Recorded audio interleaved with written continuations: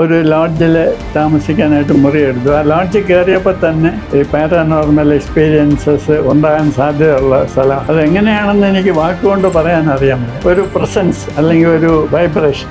ഇത്തരത്തിൽ ഈ ഒബ്ജക്ട്സിന് എത്രത്തോളം പാരാനോർമൽ ആക്ടിവിറ്റീസുമായി ബന്ധമുണ്ട്? അപ്പോൾ നമ്മൾ വേറൊരാളുടെ ഹൃദയം നമ്മുടെ ശരീരത്തിൽ വെച്ച് കഴിഞ്ഞാൽ അയാളുടെ മെമ്മറീസ് ചിലപ്പോൾ നമുക്ക് വന്നെന്ന് വരും. അപ്പൊ അയാൾക്ക് പ്രിയപ്പെട്ടവർ നമുക്കും പ്രിയപ്പെട്ടവരായി മാറാം. അങ്ങനെ മാറാം. നമ്മൾ അവരെ അറിയണമെന്ന് പോലെ വരും. ഒരു ആത്മഹത്യ നടന്നയിടത്ത് വീണ്ടും വീണ്ടും ആത്മഹത്യകൾ നടക്കാൻ സാധ്യതയുണ്ട്. ഒരു വീട്ടിൽ ഒരുപാട് ആത്മഹത്യ നടന്നു എന്ന് പറയും. അപ്പോൾ നിങ്ങളിതൊന്നും അറിയാതെ അവിടെ പോയി താമസിക്കും. ആ സ്ഥലത്തിൻ്റെ മെമ്മറിക്കകത്തെയും ആത്മഹത്യാ പ്രവണതയാണ്. പ്രത്യേകിച്ച് നമുക്കൊരു ചെറിയ ദുഃഖം വന്നാൽ മതി, പെട്ടെന്ന് നമ്മൾ ആത്മഹത്യയിലേക്ക് പോകാൻ വരും. അപ്പോൾ നമ്മൾ അവിടെ ആത്മഹത്യ നടന്ന കാര്യങ്ങളൊന്നും അറിയണമെന്ന്.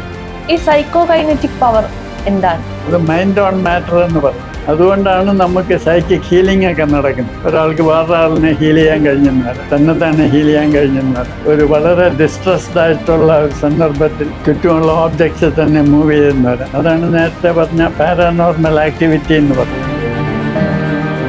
ഞാൻ സൈക്കിക് ആണോ എന്ന് ഞാൻ എങ്ങനെയാ തിരിച്ചറിയാം? ഒരാളെ കാണുമ്പോൾ തന്നെ ഇയാൾ ഇന്ന തരക്കാരനാണ്, അല്ലെങ്കിൽ ഇയാൾ ഇന്ന കാര്യങ്ങൾ ചെയ്യും, ഇപ്പൊ എനിക്ക് ഇയാളിൽ നിന്ന് ഇങ്ങനെയുള്ള അനുഭവങ്ങളാണ് ഉണ്ടാകുമ്പോൾ ഫ്രീ ആയിട്ട് ജഡ്ജ് ചെയ്യാൻ പറ്റുന്നതാണ്. അതെ.